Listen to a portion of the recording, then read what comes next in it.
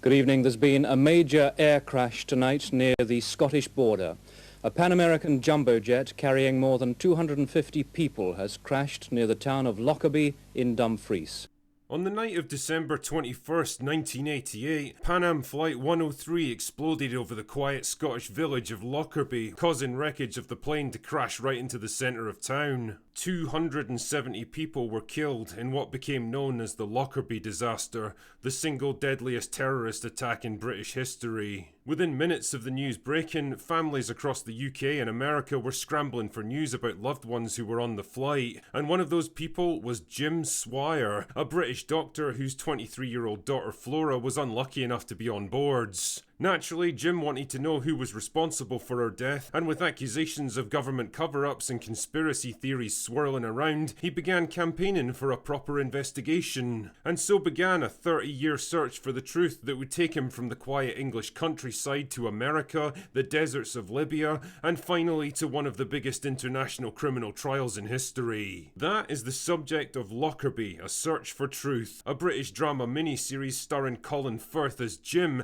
and his tireless search for answers, the toll it takes on him and his family, and the complex web of claims, evidence, conspiracies and secrets that he gradually unearths. It's a fascinating series, brilliantly acted, poignantly emotional at times, and dealing with a very sensitive real-life disaster in a surprisingly even-handed way. The story begins on the afternoon of December 21st, 1988, as Jim and his wife Jane say goodbye to their daughter Flora, who's off to New York to spend Christmas with friends. A young woman with her whole life ahead of her, setting off on her first big adventure. Little does Jim know that it's the last time you'll ever see her alive. Less than an hour after takeoff, her plane's destroyed by a terrorist bomb and crashes into the village of Lockerbie, turning a peaceful town into a nightmare of fire and chaos. And hats off to the production team for their work on this one. The crash and the immediate aftermath are brilliantly done, making the most of what was probably quite a modest budget to deliver scenes of absolutely chilling destruction. It's harrowing stuff, especially when you realise that a lot of the stuff impacting the ground isn't plane wreckage,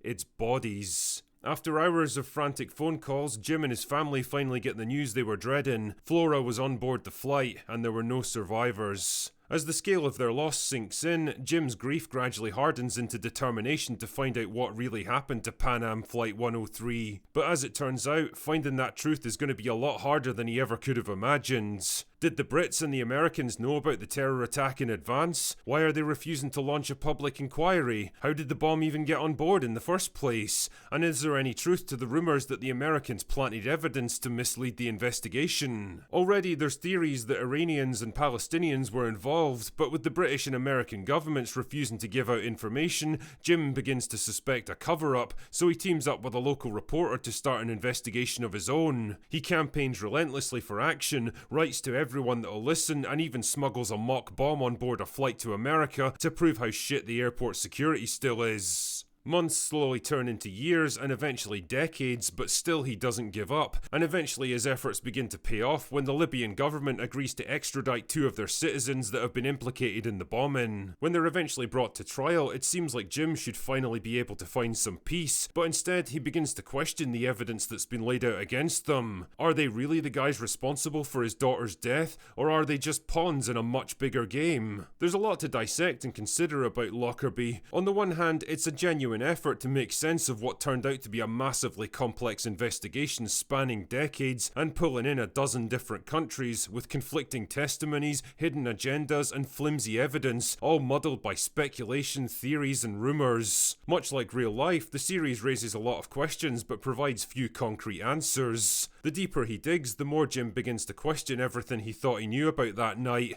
and I think that's perhaps how it should be. The intention here was clearly to provoke interest, encouraging the audience to speculate for themselves on what really happens. It's also a very telling observation about how short public attention span really is, how eager we are to find scapegoats for our anger, how easy it is to overlook evidence and ignore inconvenient facts, all so that we can find someone to point our fingers at and say, that's him, that's the guy who did it. It's all great stuff, but the thing that really binds the show together is the much more personal story of a grieving father and his relentless search for truth. This isn't some Hollywood movie where the hero hero can just strap on a bunch of guns and launch his own violent crusade against the bad guys. The reality is that Jim's quest is a much longer and harder road, demanding persistence, patience and absolute determination. Long nights spent poring over documents and news articles, endless phone calls and letters and rejections, hitting brick wall after brick wall but just absolutely refusing to quit. It's the kind of quiet perseverance that often goes unappreciated but ultimately gets things done. And the show's also remarkably honest about what something like that does to a man and the people that he loves. As time passes and years turn into decades, Jim's family grow up and move on without him, and Jim himself starts to grow old, but he seems to be forever stuck in December 21st, 1988. The world slowly forgets Lockerbie as other, even worse tragedies unfold,